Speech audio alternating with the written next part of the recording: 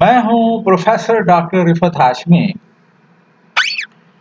और आज हम मर्दाना सेहत के हवाले से, क्योंकि बहुत सी इसमें हकीमों ने और डॉक्टर साहबान ने एक कारोबारी सिलसिला शुरू किया हुआ है। तो कुछ मेरे जो स्टूडेंट्स हैं उन्होंने कहा है कि इस मौजू पर भी कुछ बातचीत की जाए। तो आज हम उस हवाले से जो पहला टॉपिक है वो है टेस्टोस्टेरोन डेफिशिएंसी। लेकिन वीडियो शुरू करने से पहले मैं ये बता दूं कि ये वीडियो होम्योपैथिक डॉक्टर साहबान, होम्योपैथी के तालिब इल्मों और होम्योपैथी असातिज़ा कराम की इल्मी इस्तेदाद बढ़ाने के लिए ये रिकॉर्ड की जा रही है। आम लोग या मरीज़ बगैर डॉक्टर के मशवरे के कोई दवाई या तरीका इस्तेमाल न करें। तो टेस्टोस्टेरोन की जब डेफिशिएंसी हो जाती है, इसको एंड्रोजन डेफिशिएंसी भी कहते हैं, तो इसमें कौन सी अलामात या कैसे पता चले कि टेस्टोस्टेरोन की डेफिशिएंसी है।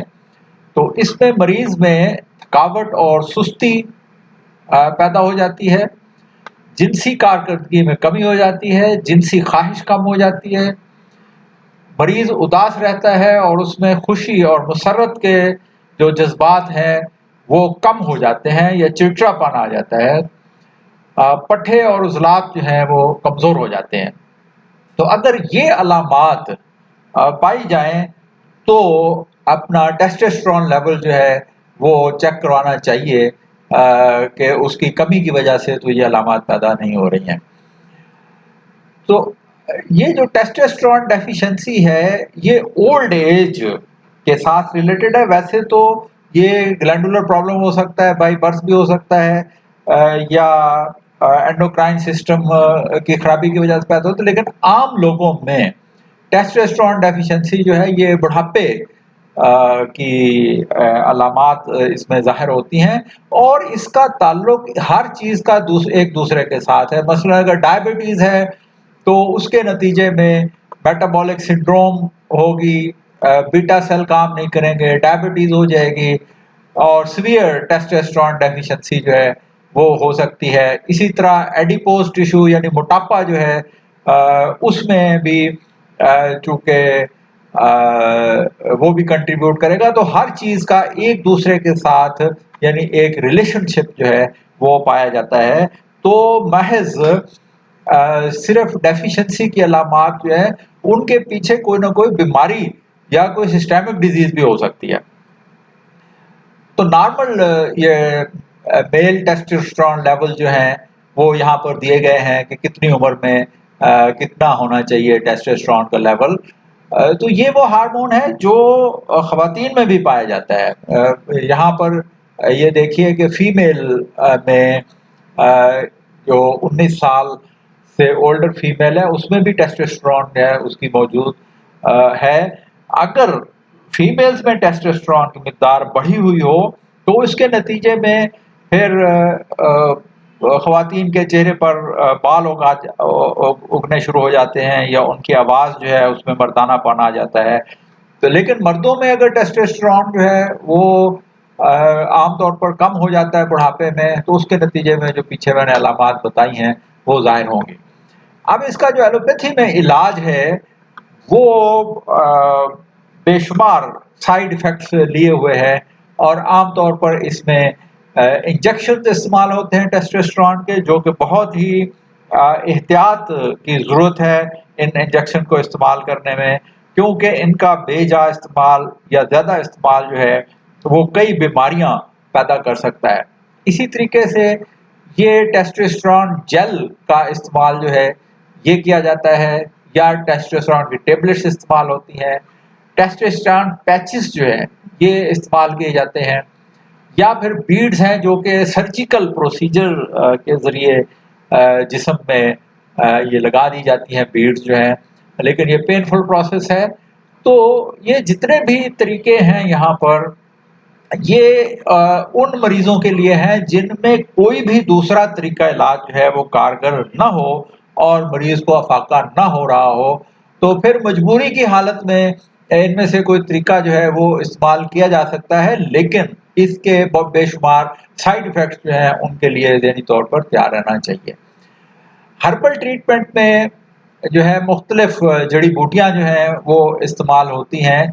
ये होम्योपैथी में भी इन्हीं दवाओं के टिंक्चर्स जो हैं वो इस्तेमाल किए जाते हैं और हर्बल मेडिसिन में भी यही जड़ी-बूटियाँ इस्तेमाल होती हैं। जैसे अश्वगंधा है, बेसिला अल्बा है, सनोबर की छाल है, ट्रिबुलस है, लहसुन, जिनसेंग, यूहिम्बेन की छाल है, पैसिफ्लोरा है और सापालमेटो है। तो इस तरीके से ये जड़ी-बूटियाँ जो हैं लेकिन इनमें ये देखना पड़ेगा कि मरीज़ का जो मिज़ाज है, अगर आप तिब के मुताबिक दे रहे हैं, तो मरीज़ के मिज़ाज को आप मद्देनज़र रखकर उसके लिए दवा जो है वो तजवीज़ करेंगे। और होम्योपैथी में भी आम तौर पर इसके टिंचर्स इस्तेमाल होते हैं, लेकिन वो होम्योपैथी फिलॉसफी के मुताबिक नहीं होते, बल्कि वो भी एज़ ए हर्बल ट्रीटमेंट ही उसको इस्तेमाल किया जा रहा होता है मटीरियल डोज़ के तौर पर। तो होम्योपैथ डॉक्टर्स जो हैं वो इस बात को समझें कि एज़ ए टॉनिक जो है होम्योपैथी में कोई दवा जो है वो मौजूद नहीं है। अगर वो कोई इस्तेमाल करवाना चाहते हैं तो वो एक तरह का हर्बल ट्रीटमेंट होगा।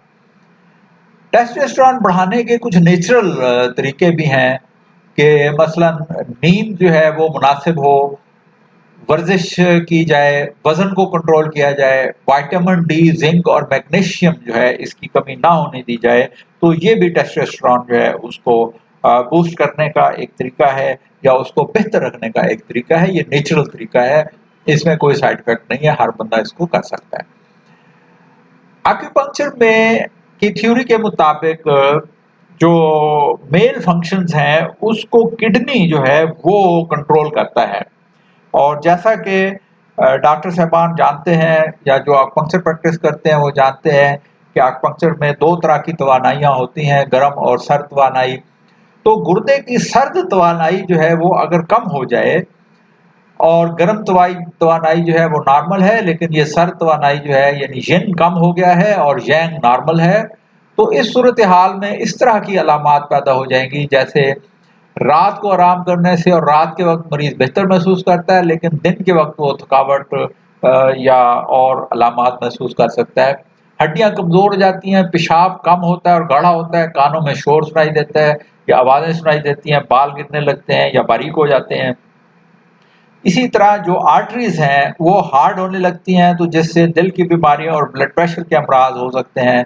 और सोने और खाने पीने से अलबत्ता मरीज जो है वो कुछ बेहतर महसूस करता है, तो ये किडनी यिन डेफिशिएंसी के सिम्पटम्स हैं।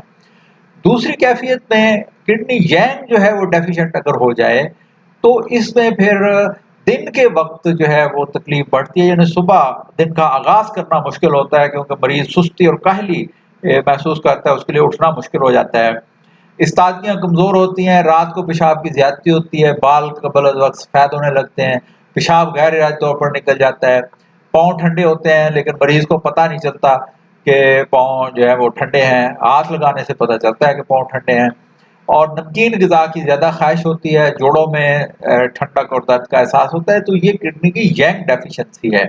तो तरीका इलाज जो है एक्यूपंक्चर में सिंपल है कि अगर yang किडनी का कम हो गया है तो आप yang को इम्प्रूव करें और yin कम हो गया है तो आप yin को इम्प्रूव करें, तो प्रॉब्लम जो है वो ठीक हो जाएगा। तो एक्यूपंक्चर नीडल्स के ज़रिए भी किया जा सकता है, प्रेशर पॉइंट्स के ज़रिए भी किया जा सकता है, इलेक्ट्रिक स्टिमुलेशंस के ज़रिए भी किया जा सकता है, तो ये डेफिशिएंसी।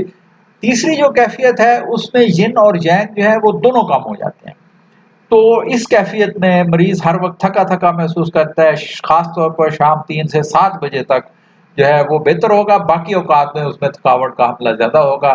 सूरत-ए-इंज़ाल की शिकायत होगी, पेशाब बार-बार आएगा, प्यास और खुश्की होगी, कानों में आवाज़ें सुनाई देंगी। एक नामालूम से खौफ में मरीज जो है वो मुब्तला हो जाता है। जोड़ों में दर्द होता है, टखनों पर सूजन हो सकती है, पाँव कभी ठंडे होते हैं और कभी गर्म महसूस होते हैं। तो ये किडनी यिन और yang डेफिशिएंसी है, तो इसमें दोनों चीज़ों को जो है वो बूस्ट किया जाएगा या उसको टोनिफाई हम कहते हैं किया जाएगा, यानी यांग को भी टोनिफाई करेंगे और यिन को भी टोनिफाई करेंगे। तो तशख़ीस करने के बाद ही फैसला होगा कि मरीज़ में यिन डेफिशिएंसी है या यांग डेफिशिएंसी है या यिन और यांग दोनों डेफिशिएंसीज मौजूद हैं। तो हमारे पास एक्यूपंक्चर में मेरिडियन एनालिसिस एक सिस्टम है, उसके ज़रिए से ये मालूम किया जा सकता है कि किडनी जो है उसका यिन यांग कम है या दोनों कम है, और फिर उसका इलाज तजवीज़ किया जा सकता है। इसी तरीके से होम्योपैथी में इस मर्ज़ के लिए बेशुमार दवाएँ जो इस्तेमाल होती हैं, लेकिन इसमें जो दवाएँ हैं वो अलामात के मुताबिक इस्तेमाल होंगी, यानी सिर्फ़ बीमारी के नाम पर कोई दवा जो है वो नहीं दी जा सकती है। जिस दवा की अलामत होगी वही दवा जो है वो इस्तेमाल की जाएगी, और ये होम्योपैथिक डॉक्टर साहबान जो है वो रिपर्टरी एनालिसिस के तरीके से दवा जो है वो मरीज़ की सिलेक्ट कर सकते हैं उसकी अलामात लेकर। एक्यूपंक्चर पॉइंट्स में जो आम तौर पर इस बीमारी के इलाज के लिए पॉइंट इस्तेमाल किए जाते हैं, वो लंग 10 है, स्टमक 29, स्टमक 30, स्प्लीन 6, यूबी 23। अब ये यूबी 23 जो है ये किडनी का बैक शू पॉइंट है, तो ये किडनी के यांग की जो क्वालिटी है उसको बेहतर करने के लिए इस्तेमाल होगा। इसी तरह ये किडनी के पॉइंट्स हैं और ये रन चैनल के कुछ पॉइंट्स हैं जो हम इस बीमारी के इलाज के लिए इस्तेमाल करते हैं। कलर थेरेपी से भी इसका इलाज किया जा सकता है, यानी टेस्टोस्टेरोन लेवल जो है उसको बूस्ट मिल सकता है। इसमें आमतौर पर ग्रीन और ऑरेंज कलर का वाटर जो है वो इस्तेमाल किया जाता है, या फिर रेड ऑयल जो है उसकी एप्लीकेशन की जा सकती है। तो अगर आप ये जानना चाहते हैं कि किस तरीके से ये वाटर तैयार होता है और ऑयल तैयार होता है, तो आप कमेंट्स में अपना नंबर दीजिए, तो हम आपको बता देंगे कि ये किस तरह से इनको तैयार किया जा सकता है। तो मैग्नेटिक थेरेपी जो है इससे भी, यानी मैग्नेट से भी इसका इलाज होता है। तो इसमें आमतौर पर हाई पावर मैग्नेट्स जो हैं वो हाथों और पाँव पे रखते हैं, और बाइपोलर वाटर जो है वो इस्तेमाल किया जाता है। ये एक जो टेस्ट किए जाते हैं लेबोरेटरी में, उसमें आमतौर पर टेस्टोस्टेरोन लेवल जो है वो चेक किया जाता है। तो महंगा टेस्ट है, लेकिन हमारे पास ये क्वांटम एनालिसिस सिस्टम है। इसके ज़रिए से फौरी तौर पर बगैर खून लिए ये टेस्ट के ज़रिए से जो मेल सिस्टम है उसका ये हमारे पास पता चल जाता है कि क्या प्रॉब्लम। मिसाल के तौर पर यहाँ अब ये प्रोस्टेट एनालिसिस रिपोर्ट जो है ये बता रही है कि इसमें ये प्रोस्टेट जो है ये कुछ बढ़ा हुआ है, और इसी तरह उसकी कैल्सिफिकेशन की क्या सूरत हाल है। तो ये मेल सेक्सुअल फंक्शन को ज़ाहिर कर रहे हैं ये ग्राफ। इसमें टेस्टोस्टेरोन लेवल जो है यहाँ नॉर्मल है इस मरीज़ में, लेकिन इसका इरेक्शन ट्रांसमीटर जो है वो कम है, यानी इस मरीज़ में अगरचे टेस्टोस्टेरोन लेवल नॉर्मल है, लेकिन ये जिनसी कमज़ोरी का शिकार है, ये इसमें इस्तादगी जो है वो कम होगी। तो इसी तरीके से स्पर्म्स की जो कंडीशन है सीमेन एनालिसिस में, उसमें पता चलेगा कि इसमें वॉल्यूम जो है वो कम है, बाकी तीनों पैरामीटर जो हैं ये नॉर्मल हैं। तो हमारे पास ये टेस्टिंग की सहूलत मौजूद है, और बहुत ही कम पैसों में ये टेस्ट करवा के मर्दाना सेहत के हवाले से पता किया जा सकता है कि आपकी सेहत नॉर्मल है या आपको किसी ट्रीटमेंट की ज़रूरत है। अगर आप सेहतमंद हैं तो ठीक है, लेकिन अगर आप किसी तरह की कोई अलामत जो है वो महसूस करते हैं, तो एक दफ़ा ये टेस्ट ज़रूर करा लें, ताकि आपको पता चल जाए कि आपकी मर्दाना सेहत के हवाले से कंडीशंस क्या हैं। तो इंशाअल्लाह हम अगली वीडियो में बाकी जो मर्दाना अमराज़ हैं उनके बारे में हम एक-एक करके उसको डिस्कस करेंगे।